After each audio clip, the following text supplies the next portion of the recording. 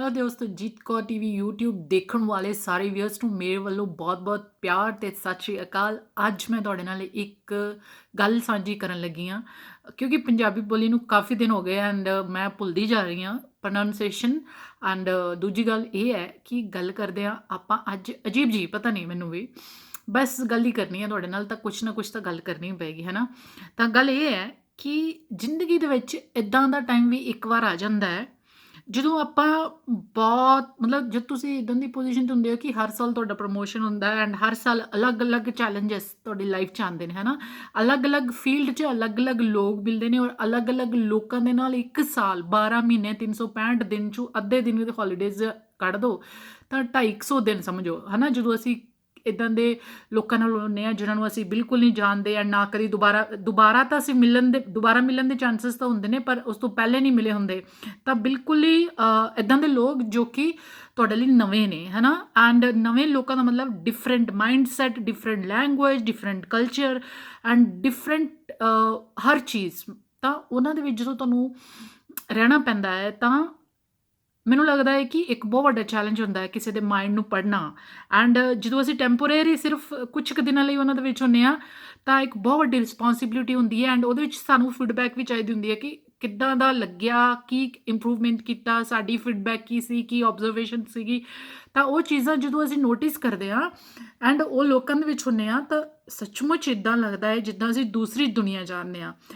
ਮੇਰੀ ਜ਼ਿੰਦਗੀ ਦੀ ਸਭ ਤੋਂ ਪਹਿਲੀ ਜਰਨੀ ਸੀਗੀ ਥਾਈਲੈਂਡ ਜਦੋਂ ਟਰੈਵਲ ਕੀਤਾ ਐਂਡ ਜਦੋਂ 에ਅਰ ਹੋਸਟਸ ਦੇਖੇ ਤਾਂ ਵਾਓ, ਦੂਜੀ ਦੁਨੀਆ ਲੱਗੀ ਮੈਨੂੰ। ਐਂਡ ਜਦੋਂ ਉੱਥੇ ਲੈਂਡ ਕੀਤਾ ਤਾਂ 에ਅਰ ਹੋਸਟਸ ਵਰਗੀਆਂ ਬਹੁਤ ਸਾਰੀਆਂ ਪਰੀਆਂ ਵਰਗੀਆਂ ਕੁੜੀਆਂ, ਛੋਟੀਆਂ-ਛੋਟੀਆਂ, ਗੋਰੀਆਂ-ਗੋਰੀਆਂ, ਨਿੱਕੇ-ਨਿੱਕੇ ਹੱਥ ਪੈਰ ਉਹਨਾਂ ਦੇ। ਤਾਂ ਮੈਨੂੰ ਲੱਗਾ ਕਿ ਅਰੇ ਵਾਹ, ਇੰਨੀ ਸੋਹਣੀ ਦੁਨੀਆ ਵੀ ਹੈਗੀ ਹੈ, ਇੱਕ ਹੋਰ ਵਰਲਡ। ਸਿੰਗਾਪੁਰ ਗਏ ਤਾਂ ਉਹਨਾਂ ਦੇ ਟਾਈਪ ਦੇ ਹੀ but much better and much educated and different mindset ਦੇ ਲੋਕ। ਐਂਡ ਉਹਦੇ ਬਾਅਦ ਜਿੱਦਾਂ ਜਿੱਦਾਂ ਕੰਟਰੀਆਂ ਬਦਲਦੀਆਂ ਗਈਆਂ ਐਂਡ ਜਦੋਂ ਅਮਰੀਕਨਸ ਨੂੰ ਮਿਲੀ, ਜਦੋਂ ਇੰਗਲੈਂਡ ਵਾਲਿਆਂ ਨੂੰ ਮਿਲੀ ਤਾਂ ਇੱਦਾਂ ਲੱਗਿਆ ਕਿਉਂਕਿ ਰੋਜੀ ਰੋਟੀ ਉੱਥੋਂ ਆ ਰਹੀ ਉੱਥੇ ਦਾ ਸੀ। ਮੈਂ ਅੰਨ ਖਾਂਦੀ ਹਾਂ ਤਾਂ ਮੈਨੂੰ ਬੁਰਾ ਨਹੀਂ ਕਹਿਣਾ ਚਾਹੀਦਾ, ਮੈਨੂੰ ਉੱਥੇ ਦਾ ਕੁਝ ਵੀ ਬੁਰਾ ਨਹੀਂ ਲੱਗਿਆ। ਜਦ ਕਿ ਬਹੁਤ ਹੀ ਇੱਕ ਇੱਦਾਂ ਦੀ ਕੰਟਰੀ ਹੈ ਇੰਗਲੈਂਡ ਜਿਨ੍ਹਾਂ ਨੇ ਪੂਰੀ ਦੁਨੀਆ 'ਤੇ ਰਾਜ ਕੀਤਾ। ਮਤਲਬ ਕਿ ਉਹਨਾਂ ਦਾ ਐਟੀਟਿਊਡ, ਉਹਨਾਂ ਦਾ ਮਾਈਂਡ ਸੈਟ ਐਂਡ ਹਰ ਚੀਜ਼ ਮਤਲਬ ਡਿਫਰੈਂਟ। ਅਮਰੀਕਨਸ ਡਿਫਰੈਂਟ, ਕੈਨੇਡੀਅਨ ਤਾਂ ਜਿੱਥੇ ਪਾਕਿਸਤਾਨ ਵਾਲੇ ਔਰ ਪੰਜਾਬ ਵਾਲੇ ਜ਼ਿਆਦਾ ਨੇ ਤਾਂ ਉਹਨਾਂ 'ਚ ਜ਼ਿਆਦਾ ਡਿਫਰੈਂਸ ਨਹੀਂ ਹੈ। ਐਂਡ ਦੂਜੀ ਜਿਹੜੀ ਚੀਜ਼ ਹੈ, ਆਸਟ੍ਰੇਲੀਆ ਹੋ ਗਿਆ, ਨਿਊਜ਼ੀਲੈਂਡ ਹੋ ਗਿਆ, ਅਦਰ ਕੰਟਰੀਜ਼ ਵੀ ਹੋ ਗਏ। ਮਤਲਬ ਕਿ ਤੁਸੀਂ ਸ੍ਰੀਲੰਕਾ ਵੀ ਚਲੇ ਜਾਓ, ਹੈ ਨਾ, ਤੁਸੀਂ ਟਰਕੀ ਚਲੇ ਜਾਓ, ਤੁਸੀਂ ਜਿਹੜੀ ਮਰਜ਼ੀ ਦੁਬਈ ਚਲੇ ਜਾਓ। Like Dubai is one of the favourite countries I have ever travelled. I like very much Dubai. ਕਿ ਅਗਰ ਤੁਸੀਂ 25-30 ਹਜ਼ਾਰ ਦਿਰਹਮ ਕਮਾਉਂਦੇ ਹੋ ਤਾਂ Dubai is the best place to live in the world actually.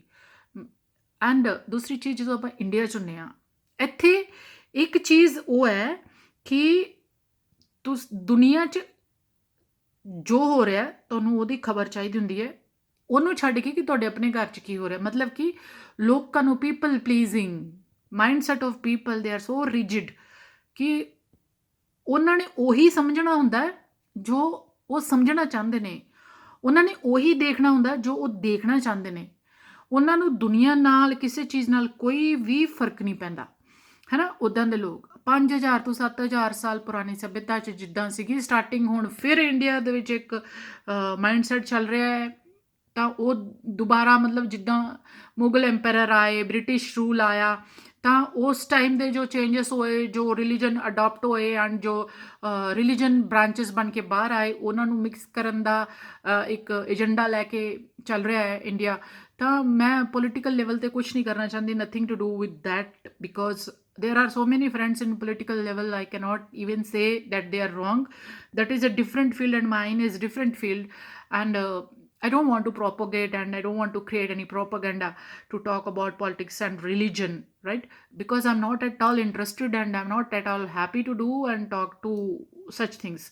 But जो चीज़ मैं ऑब्जर्व कर रही हूँ, like I like India. ਜਦੋਂ ਮੈਂ ਇੰਗਲੈਂਡ 'ਚ ਪਹਿਲੇ ਗਈ ਸੀਗੀ ਤਾਂ ਲੋਕ ਕਹਿੰਦੇ ਸੀ ਉਹ ਇੰਡੀਅਨ ਐਂਡ ਪਾਕਿਸਤਾਨੀ ਔਰ ਇੰਡੀਅਨ 'ਚ ਔਰ ਸਰਦਾਰਾਂ 'ਚ ਉਹਨਾਂ ਨੂੰ ਕੋਈ ਡਿਫਰੈਂਸ ਪਤਾ ਨਹੀਂ ਚੱਲਦਾ ਸੀਗਾ, ਕਿਉਂਕਿ ਜ਼ਿਆਦਾਤਰ ਲੋਕ ਪੱਗ ਜੀ ਬੰਨ੍ਹ ਕੇ ਐਂਡ ਦਾੜੀ ਵੱਡੀ ਰੱਖਦੇ ਆ। ਤਾਂ ਇੰਗਲੈਂਡ ਵਾਲੇ ਲੋਕਾਂ ਨੂੰ ਅਸੀਂ ਜਿਸ ਏਰੀਆ 'ਚ ਪਤਾ ਹੀ ਨਹੀਂ ਸੀਗਾ, ਵੇਲਸ ਸਾਈਡ ਵਾਲੇ ਏਰੀਆ 'ਚ ਕਾਫੀ ਰੇਸਿਸਟ ਟਾਈਪ ਦੇ ਲੋਕ ਸੀਗੇ। ਤਾਂ ਮੇਰੇ ਹਸਬੈਂਡ ਨੂੰ ਲੈਡਿਨ ਕਹਿ ਕੇ ਬੁਲਾਉਂਦੇ ਹੁੰਦੇ ਸੀ। ਤਾਂ ਉਸ ਟਾਈਮ ਇੱਕ ਚੀਜ਼ ਮੈਂ ਉਹਨਾਂ ਕੋਲੋਂ ਸੁਣੀ ਸੀ ਕਿ "ਓਹ you are from India?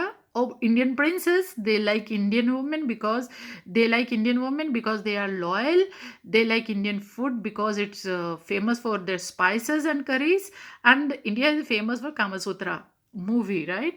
And of course the yoga and meditation also. We brought the yoga and meditation to the world, Kama Sutra, and the spices of India. That's what they invaded India for spices.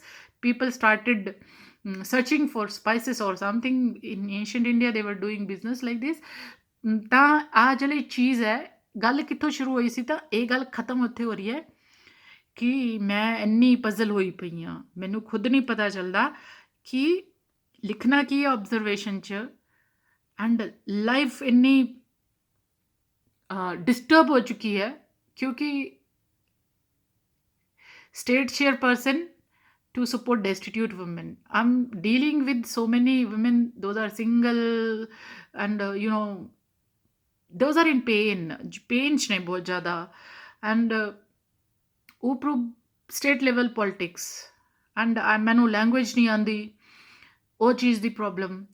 ਤਾਂ ਹੁਣ ਮੈਂ ਇੱਕ ਨਵੀਂ language ਸਿੱਖਣ ਦੀ ਕੋਸ਼ਿਸ਼ ਕਰਾਂਗੀ, time ਹੀ ਨਹੀਂ ਮਿਲ ਰਿਹਾ ਮੈਨੂੰ। I am not able to do anything, I don't know where, I am so much busy. ਉਹਦੇ ਬਾਅਦ ਲਾਈਫ ਦਾ ਇੱਕ turning point, have to come out of this.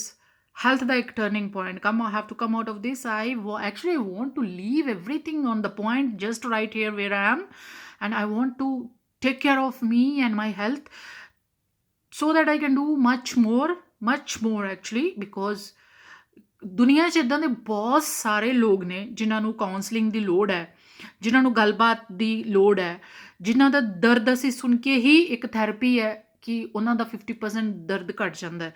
And ਮੇਰੀ ਇੱਕ ਟਰਾਇਲ ਇਹ ਹੈ ਕਿ ਡਿਵੋਰਸ ਲਈ ਕੋਰਟ 'ਚ ਨਾ ਜਾਇਆ ਜਾਏ, ਮਿਊਚੁਅਲ ਅੰਡਰਸਟੈਂਡਿੰਗ 'ਚ ਫਾਈਨੈਂਸ਼ੀਅਲ ਹੈਲਪ ਕਰਕੇ ਅਗਰ ਸੈਟਲਮੈਂਟ ਹੁੰਦੀ ਹੈ ਤਾਂ ਉਹ ਹੋ ਜਾਏ, and keep on talking to the people those are in this.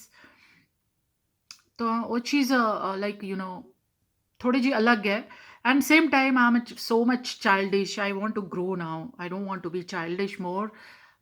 I want to do so much of sports, I want to do so many fitness activities, and I want to do so many things at a time, at a point of time, and I am not able to do. I'm so much of confused what to do and what not to do. So I'm setting my priorities first, and I will see what are the important and what to do list, 1 2 3 like this, because this month has gone almost half of the month, more than half of the month actually, and I have not even started my journey for the year. And ਇਹੀ ਚੀਜ਼ ਹੈ ਕਿ ਮੈਂ ਤੁਹਾਡੇ ਨਾਲ ਅਗਲੀ video 'ਚ ਵੀ share ਕਰਾਂਗੀ ਇੱਕ ਇੱਦਾਂ ਦੀ ਗੱਲ, ਕਿਉਂਕਿ ਮੇਰਾ ਇੱਕ ਡ੍ਰੀਮ ਹੈ, ਹੈ ਨਾ। ਡ੍ਰੀਮ ਦੇਖਣ ਲਈ ਤਾਂ ਤੁਹਾਨੂੰ ਕੋਈ ਪਾਬੰਦੀ ਨਹੀਂ ਹੈ, ਤੁਸੀਂ ਦੇਖ ਸਕਦੇ ਹੋ। ਮੇਰਾ ਇੱਕ ਮਨ ਕਰਦਾ ਹੈ ਕਿ ਪੰਜਾਬੀ ਯੂਥ ਉਸ ਪੋਜੀਸ਼ਨ 'ਤੇ ਪਹੁੰਚੇ, ਨਾ ਕਿ ਲੜਾਈ ਝਗੜਿਆਂ 'ਚ ਫਸਾਦਾਂ 'ਚ ਪੈ ਕੇ ਕੁੱਟਮਾਰ ਘਸੁੰਨਮਾਰ ਕਰਨ 'ਚ, ਗੰਦੀਆਂ ਗਾਲਾਂ ਕੱਢਣ 'ਚ ਕੁਛ ਨਹੀਂ ਰੱਖਿਆ। ਕਿਸੇ ਨੂੰ ਕੁਛ ਨਹੀਂ ਮਿਲਦਾ, ਜਾਂ ਤਾਂ ਫਿਰ ਤੁਸੀਂ ਕਿਸੇ ਦੇ ਕੀ ਕਹਿੰਦੇ ਨੇ ਪੈਟ ਬਣ ਕੇ ਰਹਿ ਜਾਂਦੇ ਹੋ ਕਿ ਤੁਸੀਂ ਹਾਇਰ ਹੁੰਦੇ ਹੋ, ਹੈ ਨਾ, ਜਿੱਦਾਂ ਬੈਂਕ ਵਾਲੇ ਲੋਨ ਰਿਕਵਰੀ ਲਈ ਹਾਇਰ ਕਰਦੇ ਆ। ਕੁਛ ਗਰੁੱਪਸ ਯੂਥ ਨੂੰ ਹਾਇਰ ਕਰਕੇ ਉਹਨਾਂ ਨੂੰ ਇੱਕ ਲਾਲਚ ਦੇ ਕੇ ਕਿ ਉਹਨਾਂ ਦੀ ਲਾਈਫ ਫੱਕਅਪ ਕਰ ਦਿੰਦੇ ਨੇ। ਤਾਂ ਉਹ ਚੀਜ਼ ਮੈਂ ਨਹੀਂ ਚਾਹੁੰਦੀ ਕਿ ਪੰਜਾਬੀ ਯੂਥ ਦਾ ਹੋਵੇ। ਮੈਂ ਚਾਹੁੰਦੀ ਹਾਂ ਕਿ ਬਹੁਤ ਸਾਰੇ ਲੋਕ ਪੜ੍ਹ ਰਹੇ ਨੇ, ਜੋਬ ਕਲਾਸ ਨੇ, ਮੈਂ ਚਾਹੁੰਦੀ ਹਾਂ ਕਿ ਪੰਜਾਬੀ ਯੂਥ ਵੀ ਇੱਦਾਂ ਅੱਗੇ ਨਿਕਲੇ। ਮੈਂ ਨਹੀਂ ਕਹਿ ਰਹੀ ਕਿ ਨਹੀਂ ਨਿਕਲੇ, ਬਹੁਤ ਨਿਕਲੇ ਨੇ, and I am so happy. ਮੈਂ ਚਾਹੁੰਦੀ ਹਾਂ ਕਿ ਹੋਰ ਜ਼ਿਆਦਾ ਲੈਵਲ 'ਤੇ ਪੰਜਾਬੀ ਯੂਥ ਅੱਗੇ ਆਏ, ਐਂਡ ਉਹਦੇ ਲਈ ਸਿਰਫ ਔਰ ਸਿਰਫ ਤੁਹਾਨੂੰ ਐਜੂਕੇਸ਼ਨ ਦੀ ਲੋੜ ਹੈ। ਤੁਸੀਂ ਜਿਮ ਨਹੀਂ ਜਾਓਗੇ ਚੱਲੇਗਾ, ਤੁਸੀਂ ਕਾਲਜ ਐਂਡ ਸਕੂਲ ਜ਼ਰੂਰ ਜਾਓ। ਐਂਡ ਇੰਗਲਿਸ਼ ਲੈਂਗੁਏਜ ਇੱਕ ਇੱਦਾਂ ਦੀ ਲੈਂਗੁਏਜ ਹੈ ਜੋ ਕੰਟਰੀਆਂ 'ਚ ਅਸੀਂ ਜਾਣਾ ਚਾਹੁੰਦੇ ਹਾਂ, ਜਿੱਥੇ ਅਸੀਂ ਸੈਟਲ ਹੋ ਕੇ ਡਾਲਰ ਕਮਾਉਣਾ ਚਾਹੁੰਦੇ ਹਾਂ। ਉਹ ਕੰਟਰੀ ਇੰਡੀਆ 'ਚ ਆ ਰਹੀਆਂ ਨੇ ਬਹੁਤ ਸਾਰੇ ਜੋਬਸ ਲੈ ਕੇ, IT 'ਚ, ਮੈਨੇਜਮੈਂਟ 'ਚ, ਐਡਮਿਨਿਸਟ੍ਰੇਸ਼ਨ 'ਚ, like manufacturing of drugs like medicine and other. ਤਾਂ ਬਹੁਤ ਸਕੋਪ ਹੈ ਆਉਣ ਵਾਲੇ 5 ਸਾਲਾਂ 'ਚ ਇੰਡੀਆ ਦੇ ਵਿੱਚ। ਚਾਈਨਾ ਆਲਮੋਸਟ ਬੈਨ ਹੋ ਚੁੱਕਿਆ ਵਰਲਡ ਵਾਈਡ, ਇੰਡੀਆ ਓਪਨ ਹੋ ਰਿਹਾ, ਬਹੁਤ ਸਾਰੀ ਓਪਰਚੁਨਿਟੀ ਆਏਗੀ। ਮੈਨੂੰ ਲੱਗਦਾ ਹੀ ਨਹੀਂ ਹੈ ਯੂਨੀਵਰਸਿਟੀਆਂ ਜਿੱਦਾਂ first year and second year India 'ਚ ਹੋਏਗਾ, third year and other part ਜਿਹੜੇ ਬਾਹਰ ਹੋਣਗੇ ਉੱਦਾਂ ਦਾ ਵੀ ਇੱਕ ਸਕੋਪ ਆ ਰਿਹਾ। ਤਾਂ ਉਹ ਚੀਜ਼ ਨੂੰ ਹਾਈਲਾਈਟ ਕਰਨ ਲਈ ਇਹ ਇੱਕ ਇੰਟਰੋਡਕਸ਼ਨ ਵਾਲੀ ਵੀਡੀਓ ਹੈ। ਅਗਲੀ ਵੀਡੀਓ 'ਚ ਫਿਰ ਗੱਲ ਕਰਾਂਗੇ ਇਸ ਬਾਰੇ ਡਿਟੇਲ ਦੇ ਵਿੱਚ ਪੂਰੀ। ਤਾਂ ਦੇਖਦੇ ਰਹੋ Ajit Kaur TV YouTube and thank you so very much for watching. Keep watching Ajit Kaur TV YouTube। Take care.